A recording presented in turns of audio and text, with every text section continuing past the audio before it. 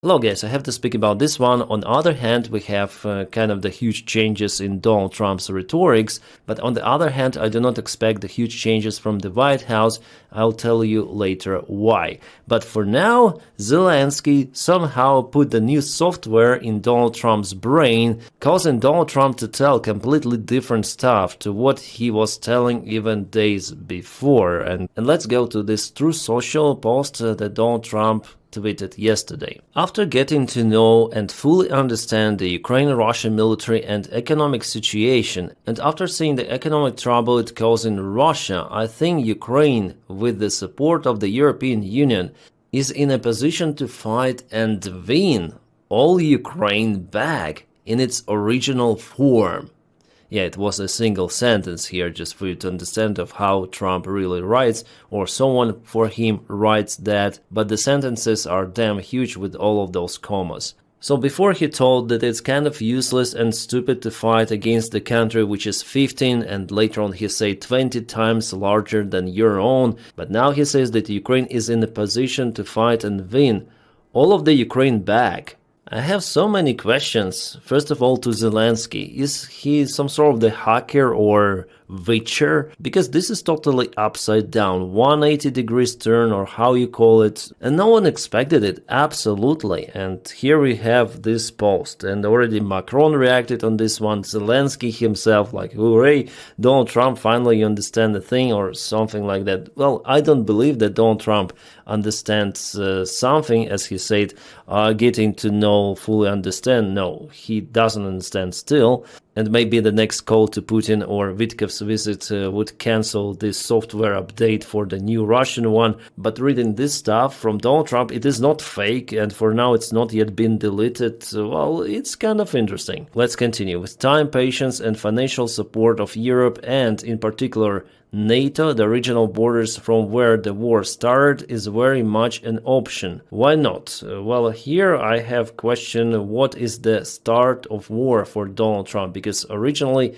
the start of war is from the occupation of Crimea back in 2014. That there was no support for Ukraine, let's be honest with that. Moreover, there were negotiations with Ukrainian power by the time to give up Crimea without any sort of the fights. It was confirmed that Barack Obama administration definitely pushed Ukraine for that move. So Ukraine just withdrew the forces from Crimea and that's it. But then the war expanded towards Donbass. Okay, then Ukraine started to fight, and by the time there was already president-elect, as far as I remember. So the start of the war started from the occupation of Ukraine back in 2014. But before, there were the signs from the Donald Trump's administration to recognize Crimea as the Russian one, and now it seems like they don't want even to recall that, yeah?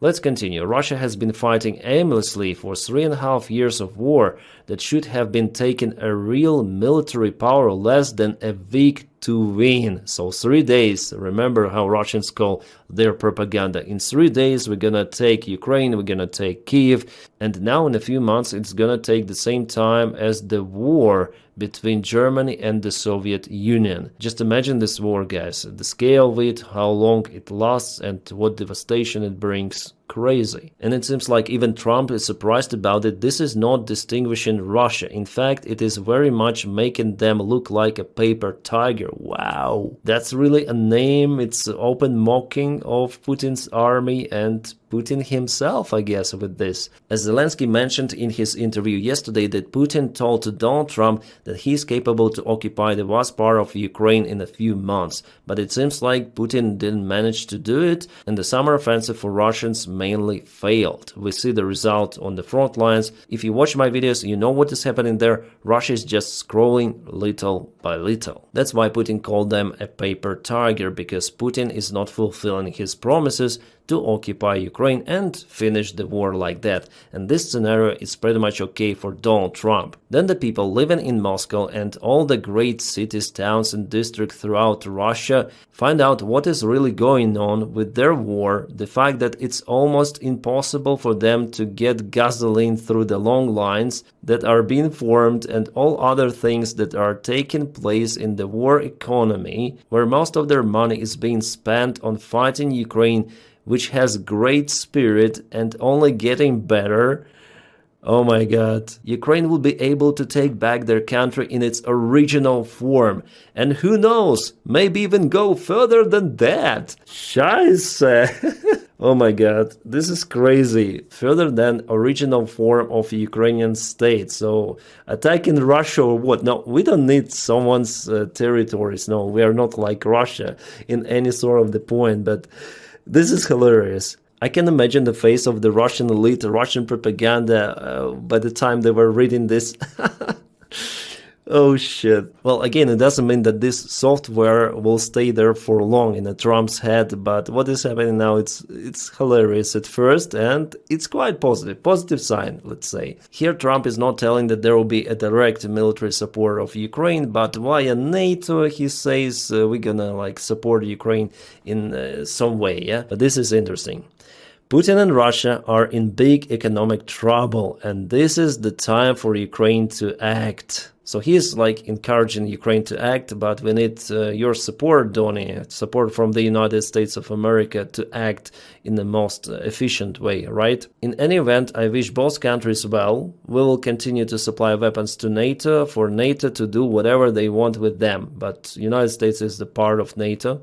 Good luck to all, Donald Trump. Well, I already checked the Russian media. They say that it was the sarcasm from Donald Trump. He said that if Ukraine wants to win, let's go and win. He says like, oh, you want victory? Go and win, like do it yourself. But I don't think so, honestly. Otherwise, it wouldn't be such a big post. And later on, White House also posted something interesting. Like I also posted it on my Telegram channel. This is the official page of the White House. With this photo, Zelensky is facing Donald Trump from behind. And what they say, or Donald Trump says, he's a brave man and he's putting up one hell of a fight. POTUS, so President of the United States with Zelensky.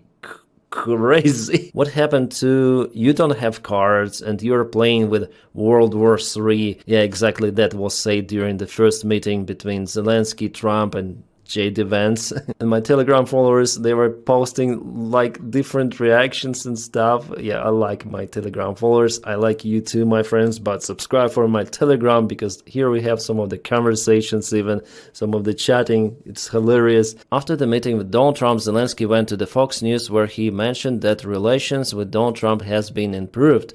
Let's watch this one. Your relationship with President Trump seems to have improved. Is that fair to say? I think we have a better relation than before. And I think we didn't have a close relation because we didn't have maybe time. I don't know.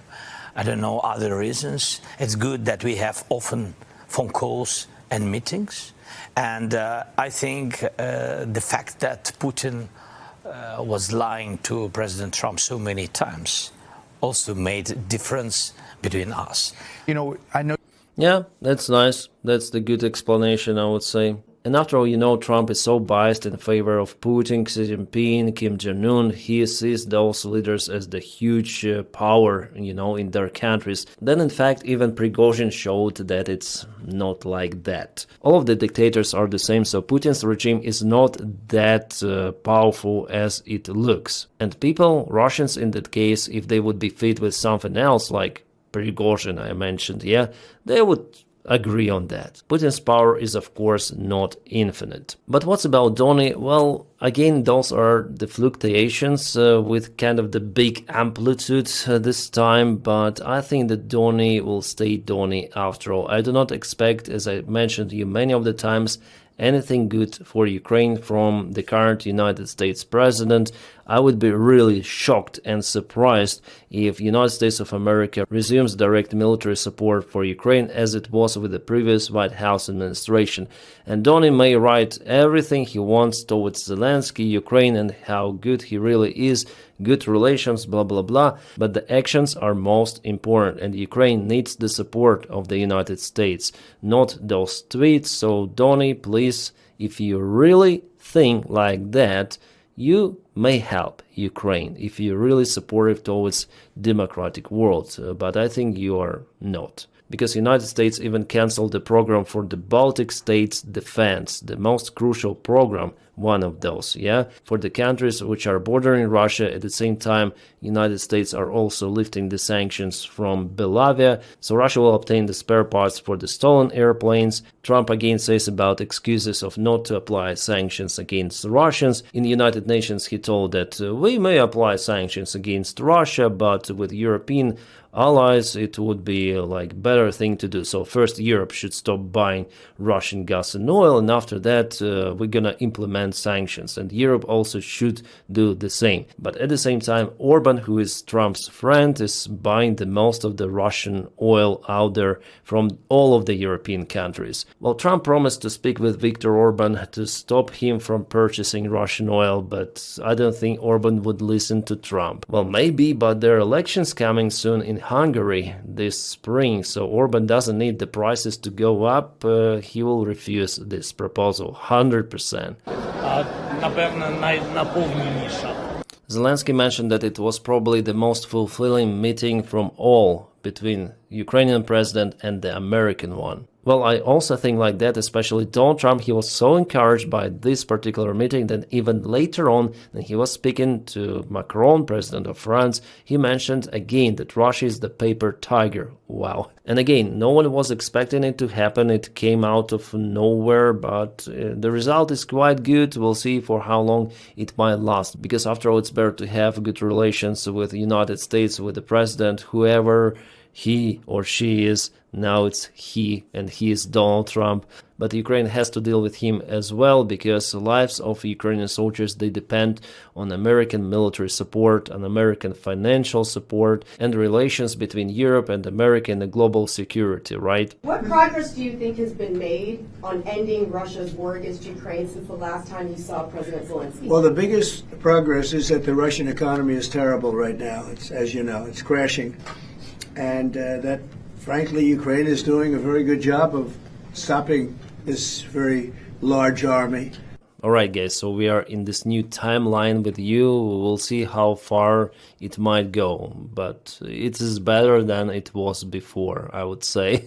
A Polish president in the United Nations, it's kind of the case where I agree with him. I believe that the root causes of Russian aggression are primarily ideological.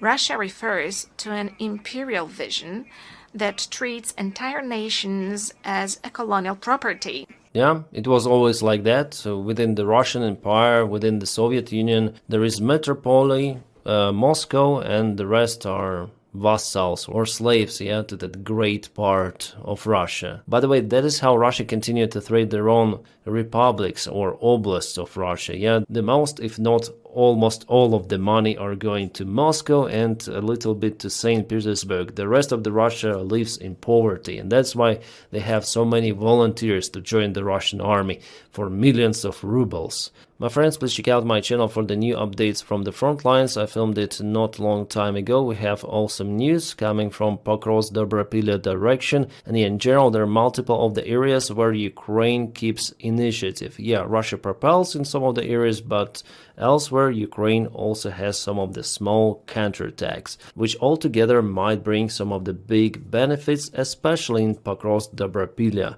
And also, my friends, please subscribe for me on Patreon. The link for my Patreon page is in the video description just below, or you may support me on membership of this YouTube channel. Yeah, only if you have this opportunity or possibility to do it. If not, just press your like and subscribe for the channel. That would do. Thank you so much for your kind support, whatever it is, and I wish you all a peaceful sky wherever you are, and have a great time.